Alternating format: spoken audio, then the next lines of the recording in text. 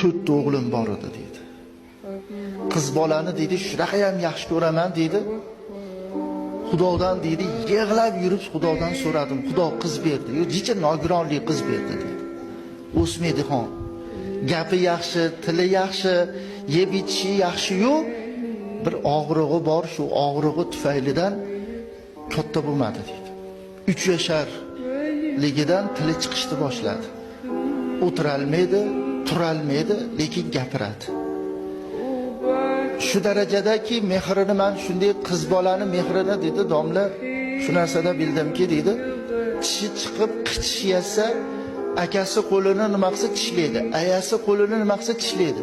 Dadasi siz ham qo'lingizni qulma qilib ko'ringchi desa, qo'limni qilsam menikini tishlamaydi dedi. Keyin e'tibor qilman dedi, yig'lab turgan bo'lsa ham men kirib borsam yig'idan to'xtaydi dedi. Tili chiqqanda bildimki, ayasiga aytar ekan, aya dadamga aytib qo'ymayman, meni kasalimmi derkan. Kasalligimni dadam bilmasin-a derkan. Nimaga desa, o'ksinib bolalar xafa bo'lib qoladilar. Nima deb xafa bo'ladilar desa, meni qizim kasal ekan deb xafa bo'lib qoladilar-da. Hali tuzalaman, aya.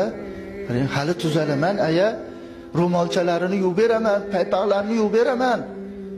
Dedi xon bo'ldi. 5 yashar bo'lganda aya ha, menga ham ovqat qilishni o'rgating dedi. O'tira olmaysiz, tura olmaysiz, yura olmaysiz-ku desa, o'rgatib qo'yavering. Nimaga desa, dadamga shirin ovqat qilib beraman.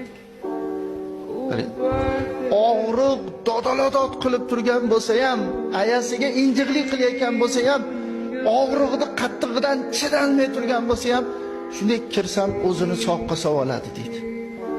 6 yasharida 3 yasharga o'xshab turardi dedi. Qarang, 6 yasharida 3 yasharga o'xshab turardi. Kirsam gaplashib to'ymasdim shu qizim bilan dedi. Qarang, to'ymasdim. Og'riq kuchayib ketdi-yu, doktorga olib borsak, reanimatsiyaga olib kirib ketishdi dedi. Abetlarda kiring deyishdi. Kirsam, doktorlar hayron qolyaptiki, baqir-chaqir og'riqqa chidalmay turuvdi. Qarang, og'riqqa chidalmay turuvdi. Siz kirishingiz bilan qarang tuzalib olganga o'xshaysiz. Sizda nima bor desa, dadalik hurmati bor.